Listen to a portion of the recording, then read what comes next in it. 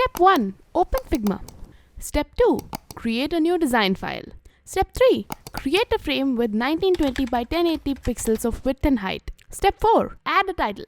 This is the brand name. Step 5. Style the title. I'm increasing the font size to 128 and going through a couple of fonts just to decide what I like for this one. I think this is step 6. Change the background color to black and text color to white. Step 7, I guess. Add a description text. Change the font family. I like epilogue and also text case to sentence case. Playfair display usually works far better than Felix titling with epilogue, so I'm going to use that. Is this step 9? Styling the description. Increase the line height to give it some breathing room. Step 10. We are designing a color palette. Since this is a high-end consultation agency website, we want there to be a bright shade of gold, which shows the high-end aspect of it. We also want a little bit of professionalism in the mix, and blue is the color for professionalism, so I'm going to put that in. Also, another color that represents high-end royalty really, really well is purple, so that has to be in the mix as well. I want there to be some color between purple and blue, just so there's a little bit of breathing room in there too. I think a dark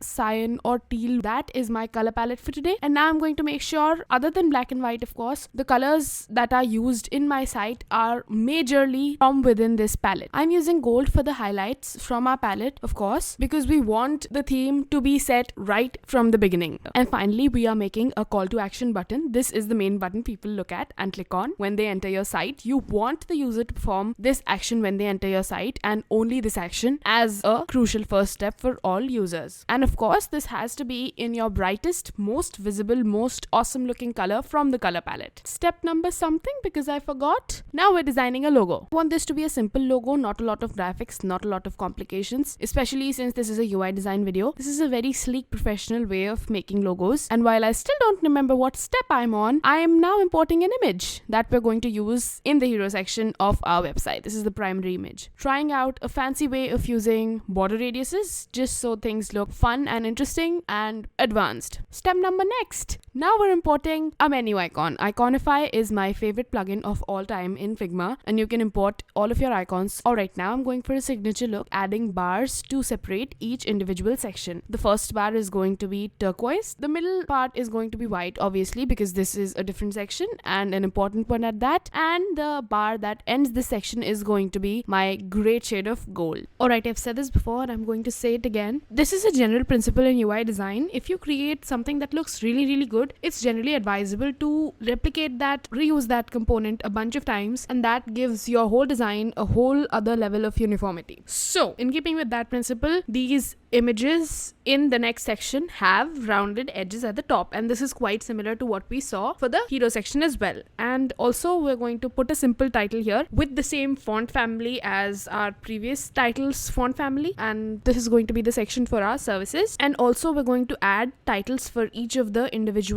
images, image components, and also a description there as well. And this is really, really standard for all of the descriptions. Once you have something that you really need to get attention to, you bold the keywords and also change the color of some of the more important keywords from our color palette. So that's going to be our services section. The next section that we're working with is case studies. Again, we're going back to our original background color of black. We're sort of alternating the colors between the sections, and also we're getting a bunch of squares, 3 squares right now, creating a slider out of them. The main square is a little bit larger than both of the other smaller squares, and also we're giving all of them a border radius, so that just makes things nice and clean and rounded.